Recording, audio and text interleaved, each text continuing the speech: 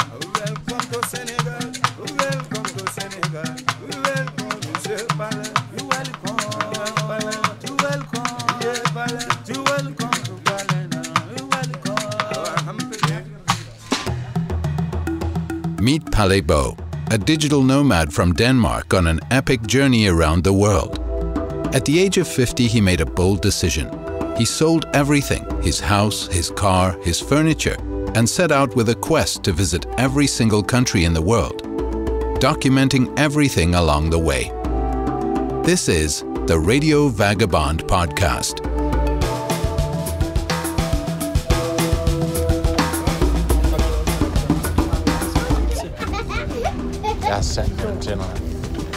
Do you remember last week's episode? We were making our way through the Sahara Desert, and our plans kept changing. Partly because of me recovering from my pneumonia, and partly because promises weren't kept. We weren't picked up and driven down to the capital of Mauritania in a nice big Mercedes, just the two of us. Instead, hours later, we were 7 people in a smaller, very old, beat-up Peugeot station wagon.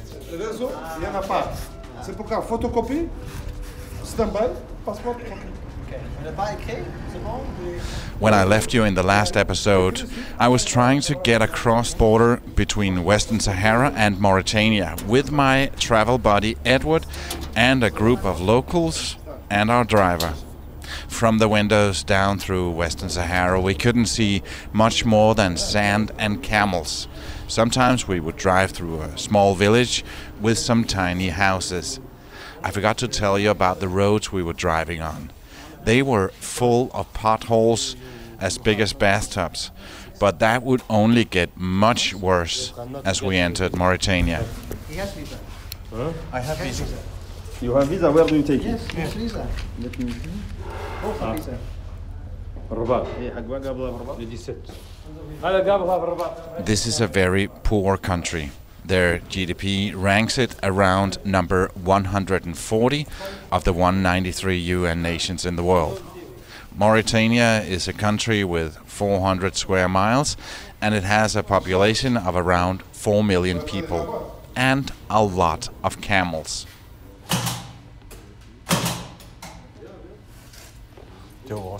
It took us around 4 hours to get the passport stamps and be allowed to enter the country. When you cross a border like this, there are typically people offering to change your money, something I would never do. But in this case, I was recommended to do so. I was told this by experts in the travel community. Much to my surprise, the exchange rate you get here is much better than the one you would get in a bank in the city.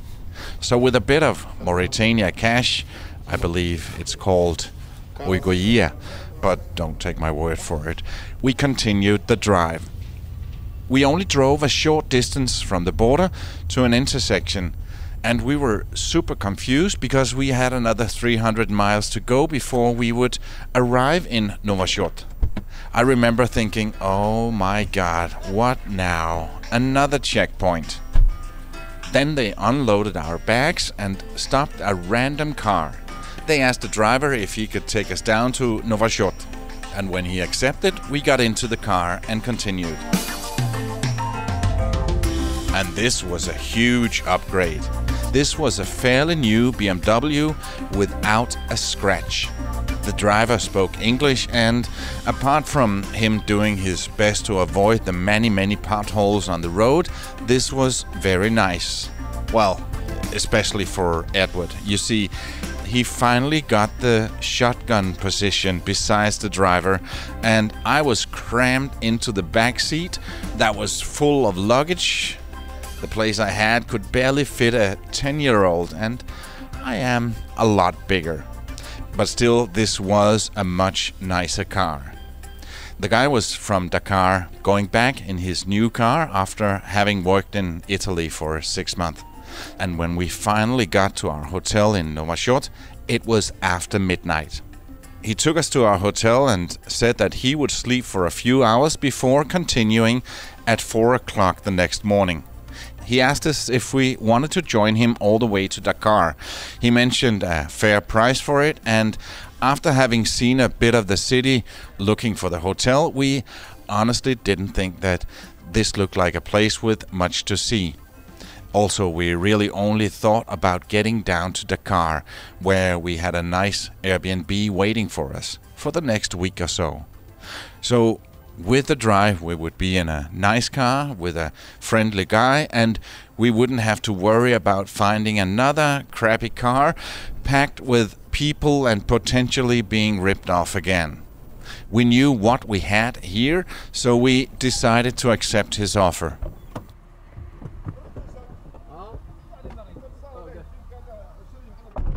He put the seat back and went to sleep in his car in the parking lot in front of our hotel, and we went inside. When the people at the hotel saw two white Westerners, they tried to tell us that the price we paid for the hotel only was for one person and we had to pay double. At this point, we were both tired and did not have much patience. We just wanted to go to sleep quickly for 3 hours, and with the receipt saying very clearly that we were two people, they realized that they wouldn't be able to rip us off, so they let us in. I think I almost fell asleep before my head hit the pillow.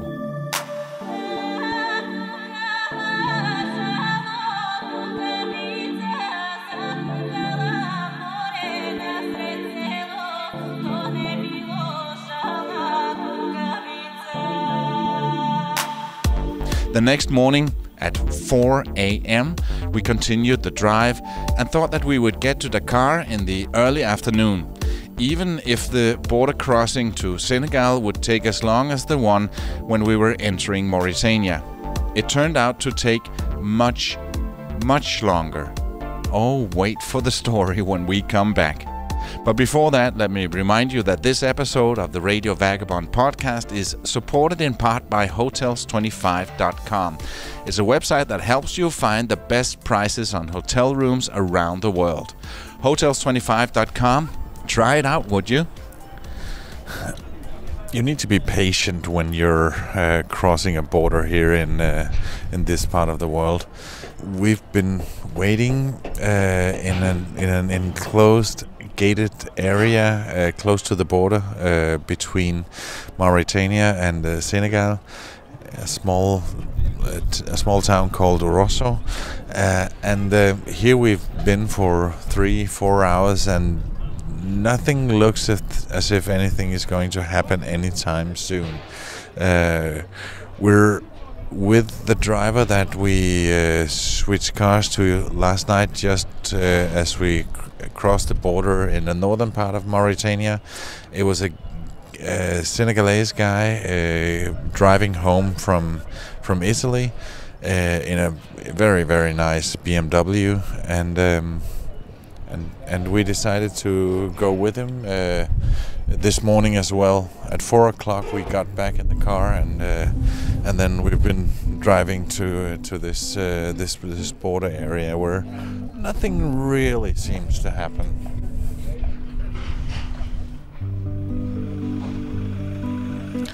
It's now 3 hours later. At the moment we're parked at the harbor area on the Mauritania side of the river. We can look over on the other side and there is Senegal, but right now we're waiting for a boat to take us across the river. We've had our passes checked and stamped here in Mauritania, and then it's just waiting. It's 3 o'clock. We left at 4 o'clock this morning, so it's more than 11 hours later, and we still got a bit of a way to go until we reach Dakar in Senegal.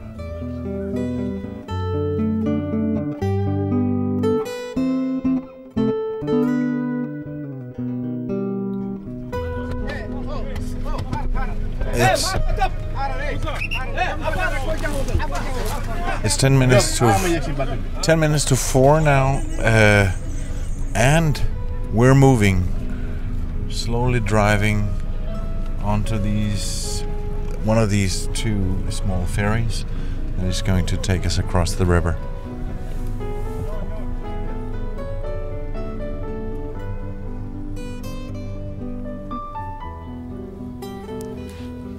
Okay, now it's almost 7 o'clock. A few hours more have passed.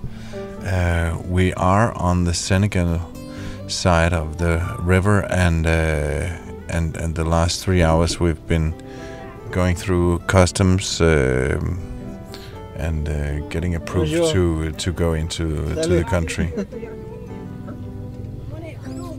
No, no cadeau. No cadeau. Thank you.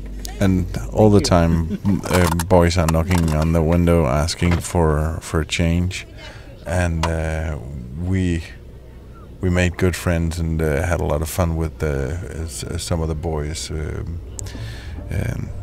It's been a day with a lot of waiting, but at the same time also a day that we will never forget. It was after midnight again when we rolled into the next capital, Dakar. In fact, it was 1:30 in the morning. So again, we were tired, dead tired. We felt dirty and sweaty. I remember having sand between my teeth from being in the Sahara's sandy wind. So when we were dropped off at the apartment, we couldn't wait to get in there and catch some sleep. But when we got there, it was nothing like the one we booked. It was an apartment, yes, with several rooms, and we booked the entire place. Well, we thought so. Even though it said so in our receipt, we only had one room with one queen-size bed. We had to share the bathroom with other guests, a bathroom that didn't have hot water, and there was no kitchen. We were not happy. So we left. Yes, it was close to 2 in the morning. We took our bags and walked down to the street of a big West African city that we'd never been in before. We had no place to stay, we were dead tired, and we had no idea on where to go. A long, dusty day of driving and waiting had made our patience totally disappear. We were super annoyed and just didn't want to stand for it. Also, we were getting annoyed at each other. We both felt that everything that the other person did or said was just super irritating. In fact, I remember that I accidentally stepped on the back of Edward's shoe as we were leaving the place, and he told me later that he almost felt like turning around and punching me. But after a short, angry snort, he controlled himself. We managed to find a taxi and explain in semi-French that we wanted him to take us to a nice but cheap hotel. The taxi charged us 4 times the normal rate, but at this point we really didn't care. Our plan was to spend one night at a hotel and then start looking for a decent apartment the next morning. And we did. We found a hotel, absolutely not a great one, but we had the best sleep ever. After breakfast and coffee the next morning, we looked at each other and said at the same time, I am really, really so sorry for the way I acted last night. And then we laughed and gave each other a big man hug and started searching for our next home. We found the most amazing big apartment with 2 big bedrooms, a nice living room and a kitchen. As far as I remember, it even had 2 bathrooms. Now we finally felt we arrived to a place where we could start enjoying this part of Africa.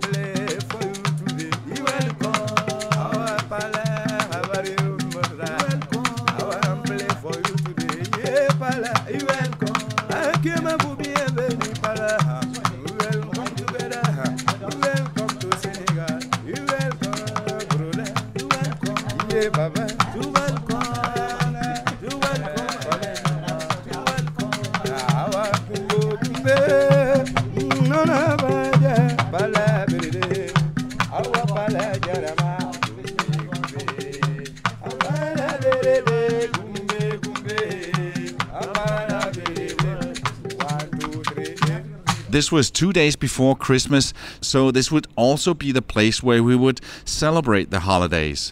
There wasn't much Christmassy about the city, but we had a great time here. Now's the season to be jolly. Fa la la la la la la la la. If you've listened to the Radio Vagabond podcast before, you've heard me mention my good friend Henrik Jeppesen. In fact, in episode 1, it was Henrik that interviewed me. He's one of the youngest in the world who had traveled to every UN nation. He did it before he turned 28. Now he's trying to visit every region on the Nomad Mania list. By the way, if you're a traveler, you should register on that, nomadmania.com. And you can follow Henrik's adventures on beyondeverycountry.com. Anyway, he's a huge inspiration for me and a close friend.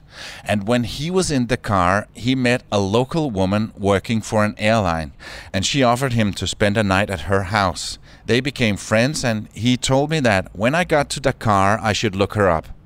And I did. Her name is Astou. My name is Astou. I'm a Senegalese. She's very well educated and has a good, well-paid job, especially compared to most Senegalese. I'm working by now. I used to work for airline industry as a alliances manager.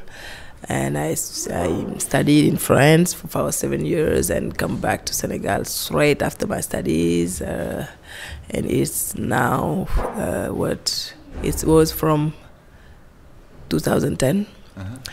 I'm married. I'm a mom from two nice boys, and I'm living here in Senegal. And yeah, that's it. Simple life. She had her private driver pick us up and take us to her apartment, where she had her aide cook a traditional Senegalese lunch for us. This is called cebujan. It's rice and fish. And how it is cooked is it's cooked. The fish is cooked with vegetables and water, a lot of water, and it creates a sauce after that. And so we put the rice inside and we cook it like this. It's a very rich food. You can have, as you can see, you have vegetables inside, the rice, which is succulent, and you have the protein, which is fish. So. It's the main Senegalese food, the cebujan. It's the best meal we've had in Dakar, it's for sure. Oh yeah, nice to hear that. Yeah. And it's also for a European coming here. I noticed that the way we eat it is a little bit different because we have just one big plate on the table and we all just have a spoon and. Yes, you know, Senegal is called the country of teranga. Teranga means hospitality, and people here used to eat together. Everything is very socially made to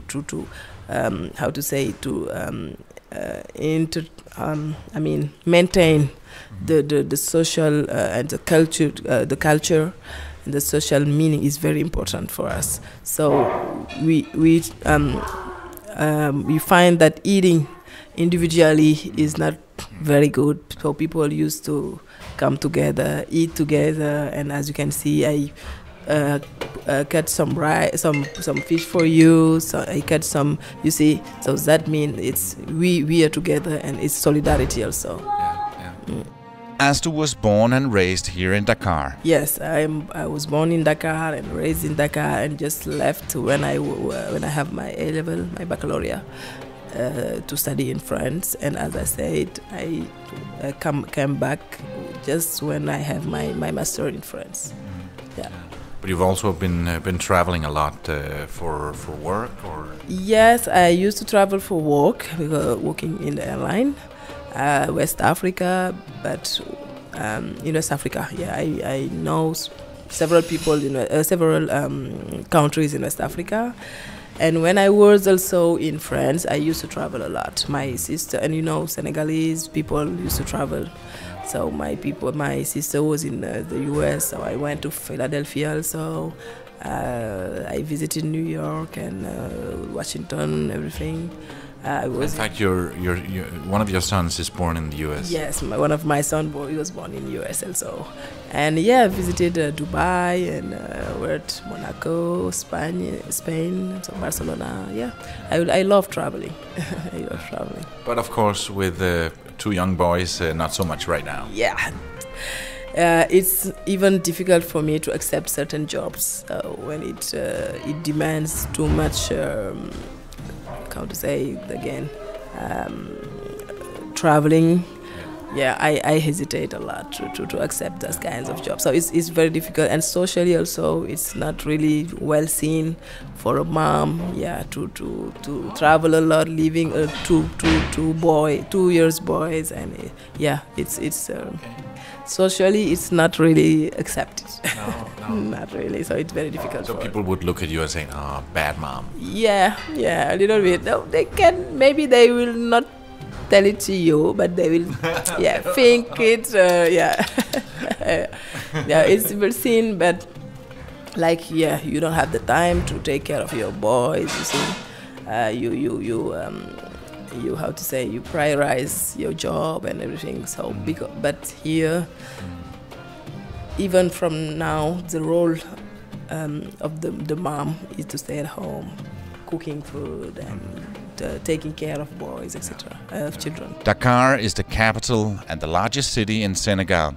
It's located on the Atlantic coast and is the westernmost city on the African mainland.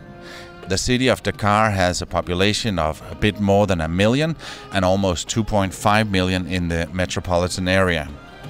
In the entire country, there are around 15 million people. With her two boys playing in the background, I asked Stu what makes Senegal unique. If I can say, I think it's stability. If I compare to Central African countries, and yeah, you see. But West Africa, we have stable countries, but Senegal is mostly known for its stability, for its teranga, as I said before. Peaceful. It's peaceful. People are, you see, very, I don't want to say occidental, but they're very emancipated, and you see, liberate. Yeah, that, I think that's the word. Yeah. It's a very cool country. Mostly Dakar. Mostly Dakar. So compared to some countries in West Africa now, you can see, for example, when we talk about excision, I don't know if you heard about that excision that we do for the little girls. You see the excision, which is very bad. You can find it again in some countries in West Africa, but in Senegal, for example, things are disappearing. We banned that, and now we have a law forbidding. Yes, to forbid everything related to that. Yeah, it's a very an open country. Yeah, you see. And a very, very peaceful country. Even though 90% of the population are Muslim, this doesn't feel like a super restricted Islamic country. For one thing, the women rarely wears a hijab. Yeah, that's right. That's make also a particularity for Senegal. It's a laic country. We have 90% Muslim and 10% Christian, but we live together, and with the most, we are family. Yeah. I mean, as I said before, my sister-in-law is Christian. We are Muslim, you see, so we live together. So there's no what's the word I'm looking for here? Nobody thinks bad of a Muslim marrying a Christian. Not at all. We are family for Christian. We are celebrating Christian faith. And honestly, that's the way it should be. I really can't understand why all the conflict between different religions. We don't understand also, and everybody can live here and enjoy his life as he wants. It's okay.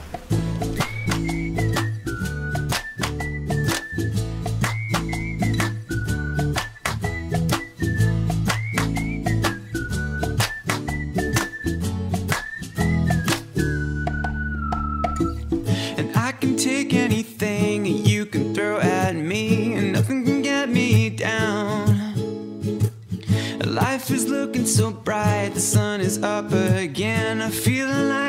fly. No clouds in my way, no. And I'm living the good life. And I'm living the good life now. I'm living the good life. And nothing can get me down, no.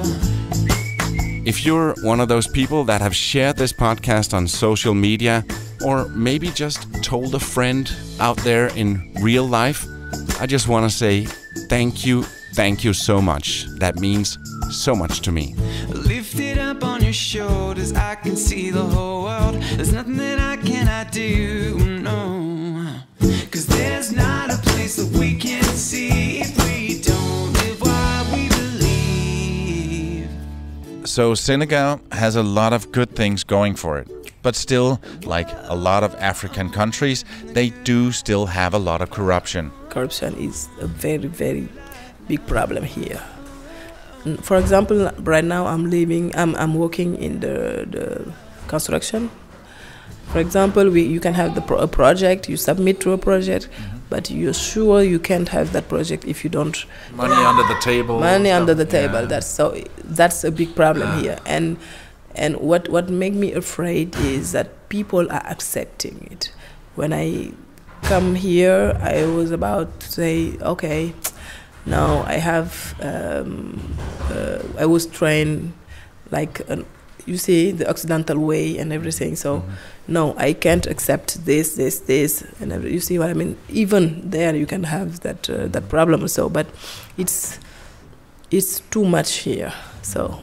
When I came, I said, no, okay, me, for example, I can't give money to the policeman here to let me, okay, if I don't have my seat belt, it's okay. I just have to give him 2,000 CFA and it's okay, you see. And that's the way we are doing this. Politically, Senegal has both a president and a prime minister.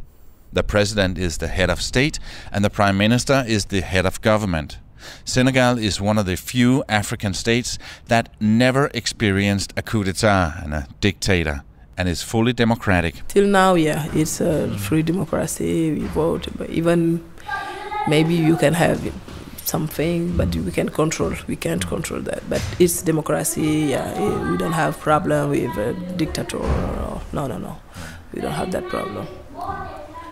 Apart from Dakar, because now we've been here a week and we're heading south, is there anything outside of Dakar that is worth looking at and experiencing when you come here to Senegal? Apart from Dakar, yes. There is a place that we call